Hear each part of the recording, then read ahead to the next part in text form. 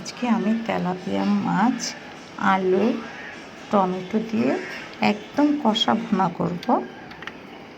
ভিতরে দিব আমি যে ধনের পাতা দিব, দিয়ে ভাজি করবো আর কি। এখন আমি একটা প্যান দিয়ে মাছ দিয়ে দিলাম, তেল দিয়ে মাছটা দিয়ে দিচ্ছি। মাছটা এখন আমি কড়া করে ভেজে নিব, একদম কড়া করে ভাজবো, যাতে মাছটা খেতে অনেক মজা লাগে। কড়া করে ভাজলে তেলাপিয়া মাছ একদম কড়া করে ভাজি করা হয়েছে মাছটাকে। এখন আমি কড়াইতে তেল দিয়ে দিলাম, দিয়ে এখন এটার ভিতরে আমি পেঁয়াজ দিয়ে দিব। পেঁয়াজটা দিয়ে একটু নেড়ে চেড়ে লাল করে নিতে হবে আমার। নিয়ে একটু নাড়াচাড়া করলাম, করে লাল করে নিয়ে এখন আমি দিলাম পেঁয়াজ বাটা, ঝালের গুঁড়ি, হলুদ, আদা বাটা, জিরা বাটা, রসুন বাটা। এটা দিয়ে মশলাটাকে আমি খুব করে কষিয়ে নেব, ভালো করে একটু কষিয়ে নেব এটাকে আমি। আচ্ছা, আমি এখানে একটু মশলাটা ভালো করে কষিয়ে একটু কষানো পানিটা দিই। মশলাটা কষানো পানি দিয়ে আমি একটু টমেটো দিচ্ছি।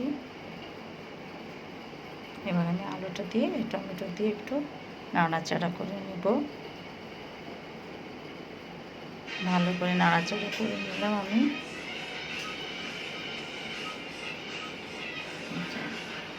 এখানে এখন আমি একটু কষানো পানি দেবো, আলুতে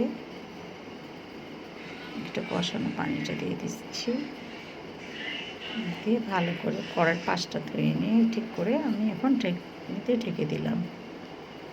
আচ্ছা, এখন আমি দেখি কি অবস্থা, দেখি যে ঝোলটা টেনে যাচ্ছে। এখন আমি একটু নাড়াচাড়া করে আমি এটার ভিতরে ঝোলের পানিটা দিয়ে দিব।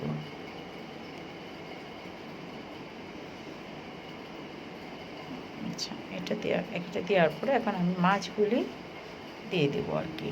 মাছগুলি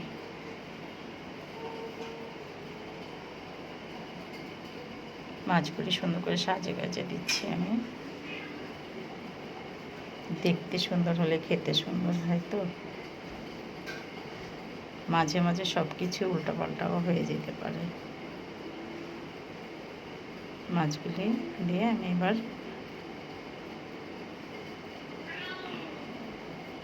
এখন আমি ধনের পাতাটাও দিয়ে দিব।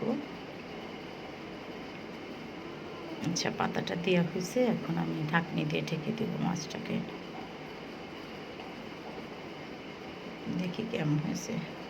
আমি কিন্তু ঝোলটা টানায় ফেলছি, দিয়েছি উপরে কাঁচামরিচ দিয়ে দিয়েছি কয়টা, কাঁচামরিচ দিয়ে দিলাম। কাঁচামরিচটা ভালো লাগে, দেখতে ভালো, খেতে ভালো, ঘ্রাণ আসে একটা কাঁচামরিচের, ভালো লাগে এটা। আবার ঢেকে দিয়ে আমি মাছটাকে একদম শুকাই ফেলছি। দেখছেন ঝোলটাকে মাখা মাখা করে রাখছি আর কি আজকে। একদম শুকাই ফেলছি মাছটাকে একদম। দেখে তো মনেই হয় ভালো লাগবে, বাকিটা তো আপনাদের হাতে।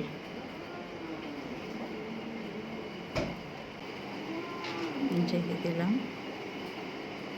দেখেন আমার লুকটা ফাইনাল। অনেক মজা, অনেক স্বাদের। মাছটা আপনারা এইভাবে ভুনা করে খাবেন।